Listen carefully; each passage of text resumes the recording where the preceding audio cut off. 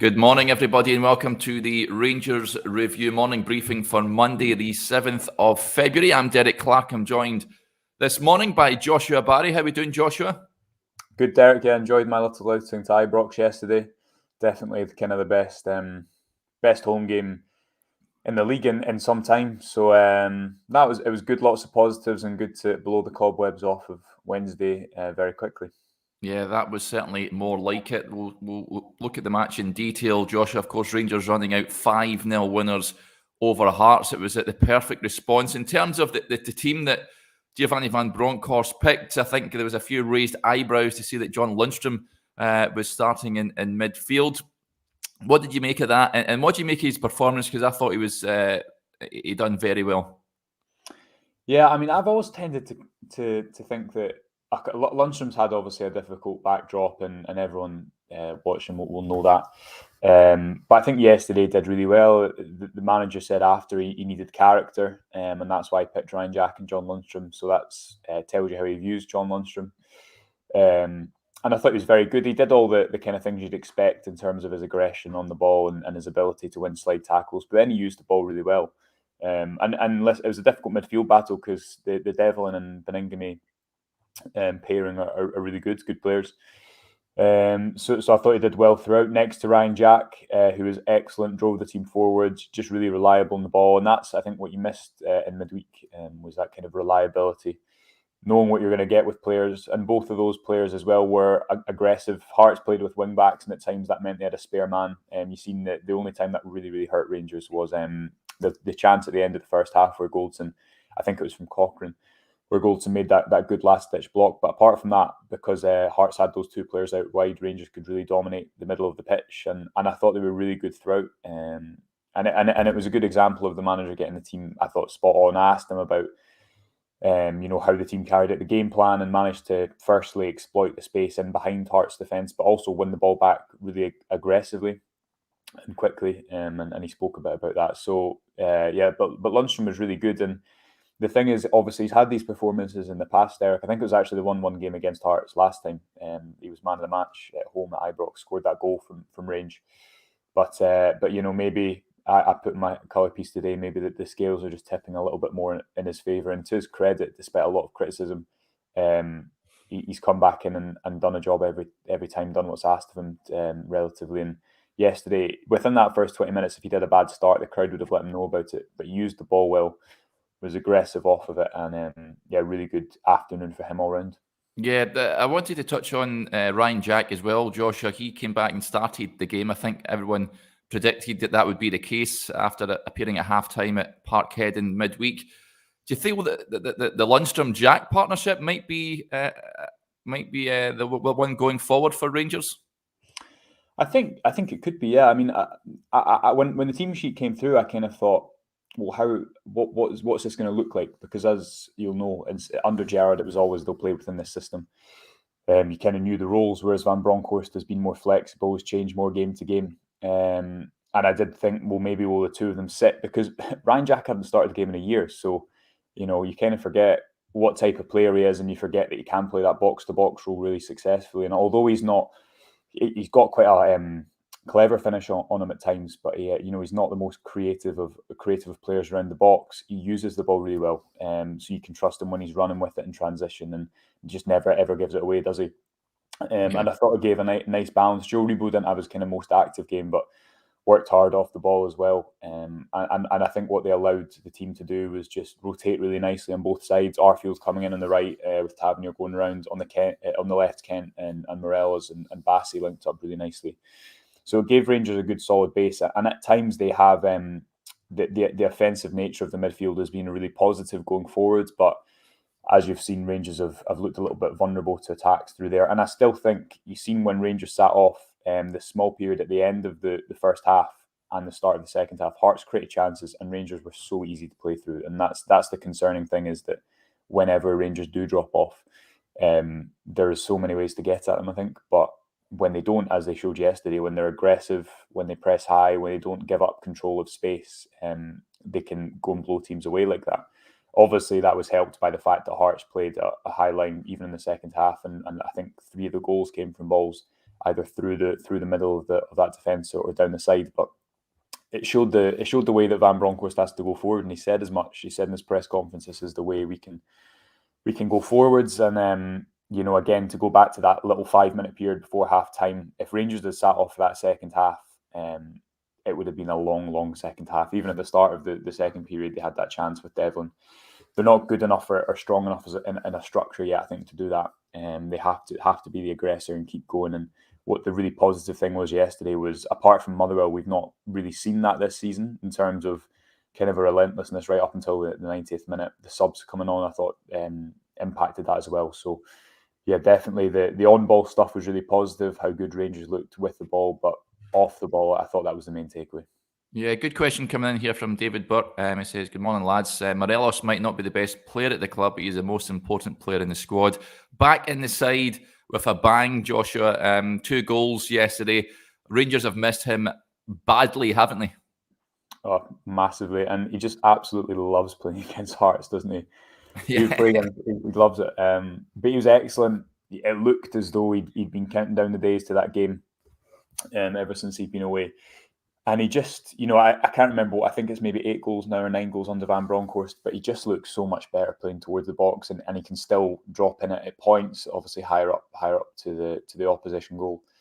But his link-up was really good. He allows Rangers to play through pressure. He ran off the shoulder of the Hearts defence a couple of times in the first 5 minutes, took his 2 goals really well. Unfortunate to not get a hat-trick, but I think that third chance you see, he's more of an instinctive finisher than when he's got time. For example, the second goal where he curls it in on his left foot, if he's going 1-on-1, I don't think he's finishing like that. Do you know what I mean? That's just the type of finisher that he is. But he was absolutely excellent throughout, and you've seen how much better the team looked without him. And it's just that it's the direct kind of causes of what he brings in terms of you can play the ball into him, etc., etc. But also, I think just the threat that he poses defences, even when he's not always on the ball, is really important. So yeah, is he the best player in the squad at the moment? You could argue it. Ryan Kent as well, I thought, linked up with him really well. And the positive thing for me, Derek, was I've just been looking at the stats, and quite often under Van Bronckhorst in kind of dull games, what you've seen is the common pass combination. So the people that have exchanged possession most frequently is always the back four and the goalkeeper, and not normally the midfield, because sometimes the ball takes a while to get there. And yesterday it was all combinations in the attacking kind of zones, or from full back to winger. And I think that was a positive. There wasn't a lot of stale possession. There wasn't a lot of waiting. Van Bronckhorst said we didn't want to wait on Hearts, and they didn't, with or without the ball. And again, that's helped by how they play off the ball. It's not that Rangers made like 400 pressures yesterday. I think they actually, you could argue that they ran less. And that's not because they didn't work as hard. But if you're better organised and you're the aggressor and you win the ball higher to the opposition goal, and sit in that kind of like mid block as Rangers did, then often you're going to be able to win the ball back in better areas. And that's the point in pressing, isn't it? To a degree, obviously, it's to try and win the ball back when the opposition are moving into the attack, and then there's space to play into. But also it's because you don't want to chase the ball for the whole 90 minutes. You'll be absolutely knackered. So real positive on that front as well. Yeah, good question from Norrie Martin. I think this is one for you, Joshua. Morning, guys. I thought our pace of the game and rhythm was much higher yesterday. Where has this been generated from compared to Wednesday night? It looks much better. It was, watching from the television, just touched on as well, Rangers were pressing higher, pressing as a team. Van Bronckhorst discussed this prior to the game. He says it's the whole team has to press high. I think instructions weren't being carried out on Wednesday. But what do you put down the pace being generated from? I think players in the middle of the pitch, definitely. Jack and Lundstram made a big impact. But to Norrie's point, the rhythm was much higher. I think, again, you look at the depth of the Rangers back line and the midfield, how high they sat. Hearts had wing back, so there was a risk at times that Rangers could be overloaded, but they were aggressive nonetheless. There was a few moments in the first half. I don't know if people noticed it at the game, but Bassey was being occupied by Hearts number 8. I think it's McAneff, and then that meant that their right wing back, whose name escapes me, was free. And at times it seemed like Lundstram was going to have to go out and mark him. But what was interesting to me was often he didn't. He stayed in the middle, and instead of reacting to what Hearts were doing, Rangers said, well, you've got to react to us, and acted as the aggressors. And I think the worst moments of Van Bronckhorst era so far have come when Rangers have handed over control to teams probably unnecessarily. So if you cast your mind back to the Aberdeen game, when Aberdeen got back into the game, the stat at the time was Scott Brown made no passes into the final third until Rangers changed their shape, and then made, I think, 8 thereafter. The Ross County game, yes, the goals were gifts, but Rangers gifted territory too much. The Celtic game, yes, Celtic looked really good in that first half, but they basically were allowed to play the entire half in Rangers half and had free passes into the final third every 2 minutes. So I think you have to add all that context in. And it is a new team learning a manager's style. He's still only 14 games in. His record for a new manager coming in at this stage of the season, I think, is pretty decent. Yeah. But I think, again, what that showed is Rangers need to be the aggressors. They need to make teams come to their level, not wait on teams. And if they do that, they should win, because they're better. And I think that's a really simple way of looking at it, but definitely in game, that's how they need to react to kind of setbacks. And again, to go back to that only little, the trend line, kind of the chance trend line will be up on the website soon. And the only lull where Hearts were on top was that period where Rangers sat back at the end of the first half, Derek. And, it could have been such a different outcome had Hearts went and scored, taking that chance from Devlin or the right wing back, put one across the face. And that was when Rangers sat off and gave Hearts control, and then Hearts could play through. And when they got back on the horse, so to speak, Morelos got that second, and they kept going. Hearts couldn't live with them, and that's how they won so emphatically. Yeah. Glenn Kamara, of course, was a substitute. He came on and scored a sublime goal. I loved that goal, Joshua, with a little cheeky back heel, sending the Hearts player out for the Sunday papers or whatever the phrase is these days, and then just slotted it into the back of the net. Cool as you like. And it's one that's probably a criticism of Kamara, that he doesn't get enough goals. Of course, he scored at Fir Park. And I think he really needs to get on the end of things more often. A good question coming in here from James Daly. Joshua, who do you think our best midfield trio is, or are we yet to see it? Now, we touched on Lundstram and Jack, which were impressive. Kamara, of course, dropped out. Aaron Ramsey came on in that second half as well. Rangers are spoilt for choice, really, in that engine room, aren't they? Yeah, I think on the Kamara chance, it was similar to if you remember, the goal he scored against St Johnstone, I think it was maybe November 2020 or December 2020, where he runs through and he finishes as if he's the most confident forward in the world with the outside of his foot. And yesterday as well, he finished with real confidence. And I think that it was interesting, because if Kamara's in and around the box, he does not want to pull the trigger whatsoever, does he? No interest in it. And that's why the Motherwell goal was so surprising away at Fir Park in that 6-1 win. But I think when he can kind of isolate himself or go one-on-one, he had such confidence, because if you chop back when you're one-on-one and you don't get it right, you're gonna get a barrage of criticism. Yeah, you could see how much it meant to him, and also I thought you could see the way the players celebrated with him, how much it meant to him after he endured a pretty difficult evening in midweek. In terms of the midfield, great problem to have. It'll be interesting to see if Van Bronckhorst does. I think Ryan Jack has to be in there at the moment, undoubtedly. I think just what he offers you. Glenn Kamara has had a couple of bad games, but is still a fantastic player. I guess the question is, how do you strike that balance between getting the character and kind of authority that Van Bronckhorst obviously wanted from his midfield yesterday, whilst equally adding creativity and getting those forward runs. And you had that balance yesterday. Aribo made a couple of runs over the top. As I say, it wasn't his most lively affair, and Scott Arfield coming in from the right worked really well. So I guess it's striking the balance of the whole team, and obviously then you have Aaron Ramsey to put into the picture as well. He spoke to us yesterday and said that the plan was to get 15-20 minutes into his legs, and maybe Wednesday will come too soon to start for him. I don't know if Annan away will be the best game to start him in, but yeah, he's another player that when he's up to speed, I'm sure will start. Yeah, well, that leads me nicely on. Jonathan Holmes gets in touch. He says, where does Ramsey fit in going forward now? Thought he showed some nice touches when he came on. Of course, he's not played since November, so it's going to take him a wee while getting up to speed, but a tremendous reaction from the supporters when he was introduced and brought onto the field. I feel he's going to have a big part to play in this title race, Joshua. But just answering Jonathan's point, where does he fit in? Does he start on Wednesday, perhaps? I think it would probably be too soon, just because he's spoken a couple of times about the plan getting him up to speed, and I would be, he said yesterday the plan was to get 15-20 minutes on Sunday, so I'd be surprised unless it's maybe a 60 minutes. Ryan Jack only did 60 minutes, and that very much seemed the plan after 45 minutes in midweek. Ramsey could have had his debut goal, but Fashion Sakala took it off his toes, and he took it off his toes really well. He had to get that right, didn't he? Because otherwise he'd have ruined the perfect moment. And I think he's worth a mention as well, Sakala, because he's still not had that run of games. But you see, as a player, a squad player, and kind of within the maybe the first 15, 16 names, he's been a really valuable addition because of he always looks like he's going to score, and he just retains that intensity when he comes off the bench. And it was actually a really nice finish. He had to adjust his feet really quickly and then copied Morelos' celebration as well. So he had the humour to the afternoon.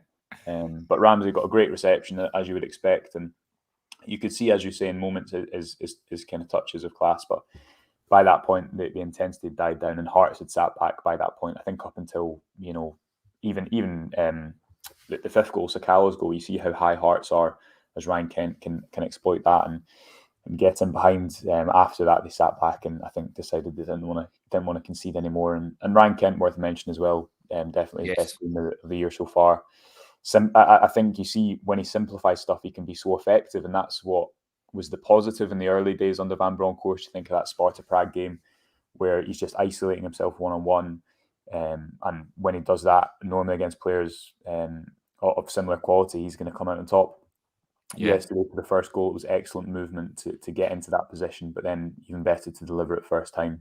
And also for Arfield's goal, I know it didn't come off first time, but if you look at his little reverse pass that initially played Arfield in, it was really delicate. So he had a really good afternoon as well, and that's good to see him. And good management as well, because there might have been there was calls to start Sakala and calls to maybe bench Kent after midweek, but good management to get him out there and then get an important player back to some confidence in him soon after that result.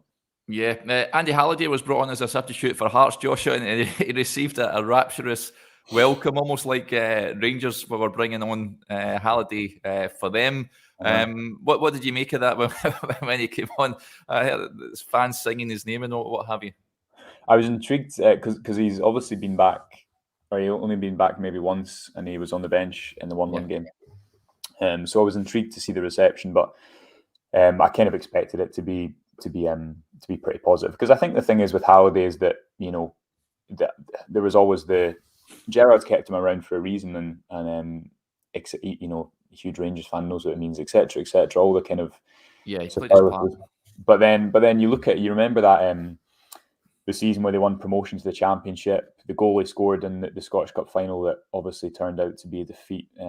He did play his part, and he had difficult moments under the kind of Murty years, but he was a valuable enough member of that squad for Gerrard to keep him around for 2 years, and good enough for him to do that. So nice to see a player get a welcome back. But you're right, it was as if he'd come on, sign for Rangers quietly in the January window, and then come on to make his second debut. Yeah, I was fully expecting to hit a 30-yarder right into the top corner into Craig Gordon, but that wasn't to be, unfortunately.